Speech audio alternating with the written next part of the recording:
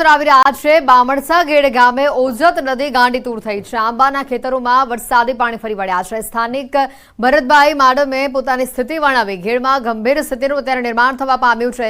દેવાતભાઈ કચોરના ખેતરમાં પણ પાણીનો પ્રચંડ પ્રવાહ ફરી વળ્યો। 5 દિવસથી એક ધારું અહીંયા પાણી વહી રહ્યું છે।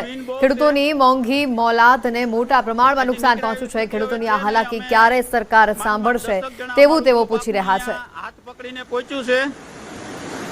ધોધમાર પાણીનો પ્રવાહ આવી રહ્યો છે ઓજત નદીમાંથી। આપ જોઈ શકો છો જે દિવાલના લાઈવ દ્રશ્યો આપે જોયા છે। દિવાલ પડતી હતી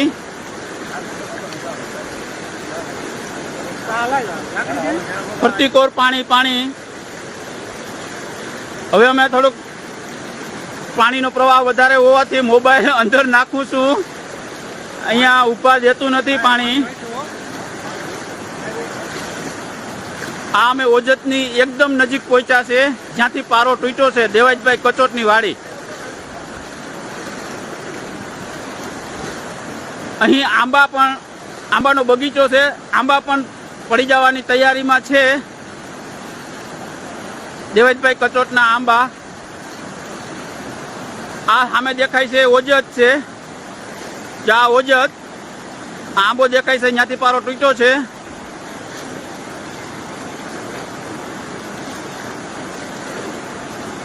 આપણે હાવ ઓજતની પારો જ્યાં તૂટ્યો છે ત્યાં હાવ નજીક પહોંચી ગયા છે। અમારું ગ્રુપ આખું અમે 10-12 જણા અહીં પહોંચ્યા છે।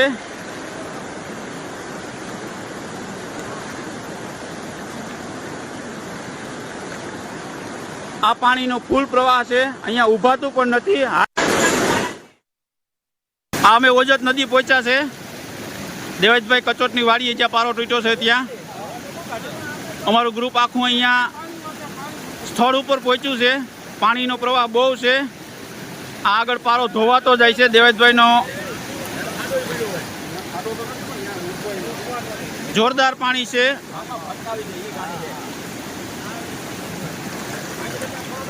હું ભરત માડમ અને અમારું આખું ગ્રુપ અહીં સ્થળ ઉપર પહોંચ્યું છે। આ તમે જોઈ શકો છો આ છે ઓજતની એક્ઝેક્ટ બાજુમાં જ્યાં પારો તૂટ્યો છે ત્યાં અમે પહોંચ્યા છીએ। અમારા ગ્રુપના 2 સભ્યો પાછળ રહી ગયા છે। તે અહીંયા પહોંચી શકતા નથી। તે ત્યાં દૂર ઊભા છે। ત્યાં અહીંયા ચાલી શકાય એવું નથી, પાડી નાખે છે।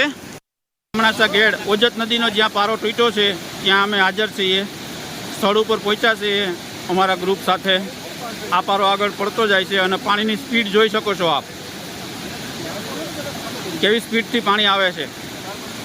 આખું અમારું ગ્રુપ અહીંયા ભીગું છે। અહીંયા ઊભા જતું નથી પાણી, આંબાના ભરોસે ઊભા છે।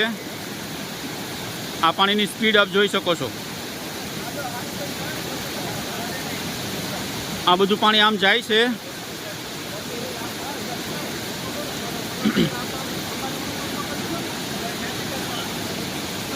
પાણી એટલું વહે કે અહીંયા ઊભા પણ દેતું નથી।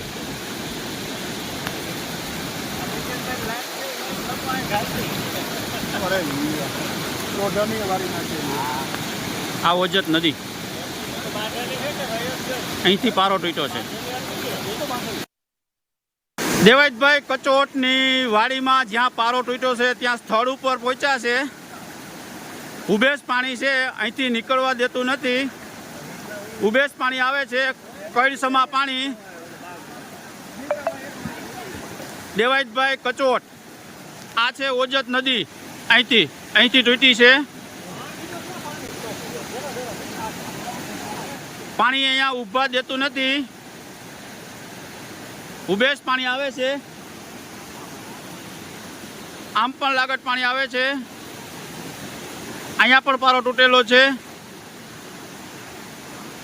અને અહીંયા પણ આ પારાની નજીક, એકદમ નજીક 200 ફૂટ દૂર અમે પહોંચ્યા છે। ત્યાં પાસે જવાય તેમ સ્થિતિ છે નહીં। હું ભરત માડમ, અમે અત્યારે અમારું ગ્રુપ અહીંયા પહોંચ્યું છે। આ પાણીના લાઈવ દ્રશ્યો આપ જોઈ રહ્યા છો, જે લાઈવ દિવાલ પડી હતી, મારા વિડીયો મારફત આપ બધાએ જોયું હશે. આ પાણી, આ ઓજત પાણીનું વિન બહુ છે, કડીસામાં પાણી છે. આ મિતેશભાઈ કચોટ એમની વાડી છે, એમની વાડીમાં અમે પહોંચ્યા છે. અહીં પારો તૂટ્યો છે, અહીં 500 ફૂટ અને 400-500 ફૂટ અહીં, એટલે ટોટલ 1900 ફૂટ પારો તૂટ્યો છે. આ ભીમસિંહભાઈ માડમની વાડી છે, એની બાજુમાં ભીમસિંહભાઈ માડમની વાડીની એક્ઝેક્ટ બાજુમાં પારો તૂટ્યો છે. ત્યાંથી અનલિમિટેડ પાણી નીકળે છે અને આજ 5મો દિવસ છે. 5મો દિવસથી આ પાણી બંધ નથી. આજ 5 દિવસ થયા છે, સતત પાણી નીકળે છે. આ ભીમસિંહભાઈના માડમમાં જો ધોતાણ પડે છે અને માંડવી કાઢી લીધી છે અહીંથી બધે. આમથી પાણી આવે છે. બલેશ્વર ગામ બેટમાં ફેરવાયું છે. બલેશ્વર ગામની 32 ગંગા ખાડીમાં ઘોડાપૂરની સ્થિતિ જોવા મળી છે. બલેશ્વર ગામમાં ફસાયેલા લોકોનું રેસ્ક્યુ કરવામાં આવ્યું. વહીવટી તંત્ર દ્વારા બલેશ્વર ગામમાં રેસ્ક્યુ ઓપરેશન હાથ ધરાયું. 30 થી 35 લોકોનું રેસ્ક્યુ ઓપરેશન હાથ ધરવામાં આવ્યું હતું.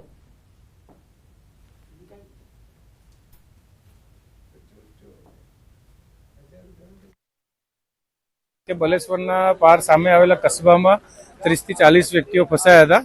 અંદાજે 50 વ્યક્તિઓ હતા, પણ 30 વ્યક્તિઓને ઇફેક્ટેડ છે, જેને તાત્કાલિક રેસ્ક્યુ કરવા પડે તેમ છે. જેથી બારડોલી ડિસ્ટ્રિક્ટ હેડક્વાર્ટરની ટીમ ઘટના સ્થળે તમામ સ્ટાફને લઈ અને 2 બોટ દ્વારા કામગીરી ચાલુ છે. તો સુરત જિલ્લા વલસાડ તાલુકાના બલેશ્વર ગામે, જે બલેશ્વર ગામ જે બેટમાં ફેરવાયું હતું, જે અંતર્ગત ખાસ કરીને વહીવટી તંત્ર દ્વારા ગઈકાલે પણ રેસ્ક્યુની એ કામગીરી હાથ ધરવાની વાતો કરવામાં આવી હતી. પરંતુ આજ રોજ તમે દ્રશ્યમાં જોઈ શકો છો કે હાલ જે આ બોટની અંદર સામે પાર જે 40 થી 42 જેટલા પરિવારો હાલ એ જે પાણીની અંદર ફસાવા પામ્યા હતા, એઓને હાલ બારડોલી ફાયર બ્રિગેડની ટીમ દ્વારા લોકોને રેસ્ક્યુ કરીને બહાર લાવતા એવા સીધા દ્રશ્યો લાઈવ તમે જોઈ શકો છો.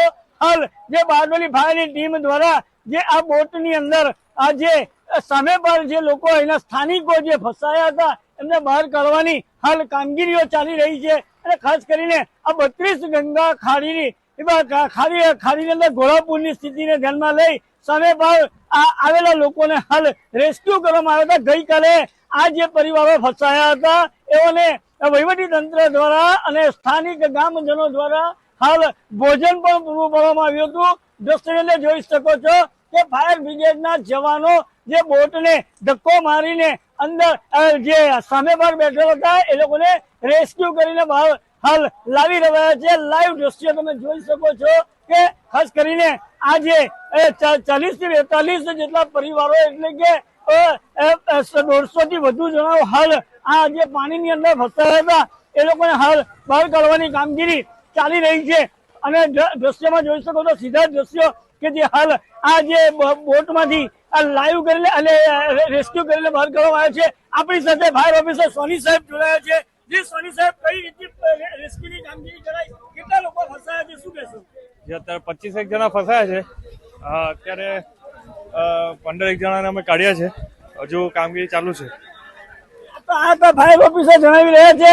દ્રશ્ય બતાવવાનો પ્રયાસ કરીશ કે નાના બાળકો સહિત અને વૃદ્ધો સહિત લોકોને હાલ જે સામે બહાર ફસાયા હતા એઓને રેસ્ક્યુ કરીને બહાર રેસ્ક્યુ કરીને લાવવાની હાલ જે કામગીરી હાથ ધરવામાં આવી હતી, જેને કારણસર ખાસ કરીને લોકો પોતપોતાનો સામાન સાથે લઈને નીકળ્યા છે. દ્રશ્યની અંદર જોઈ શકો છો લાઈવ કે હાલ જે 32 ગંગા ખાડી હાલ બેહાલ થતા સામે બહાર લોકો રહેતા એઓને વહીવટી તંત્ર દ્વારા રેસ્ક્યુ કરવાની ફરજ પડી છે. કેમેરામેન સુમિત રાઠોડ સાથે કેતન પટેલ, ન્યૂઝ 18 ગુજરાતી, બલેશ્વર, સુરત.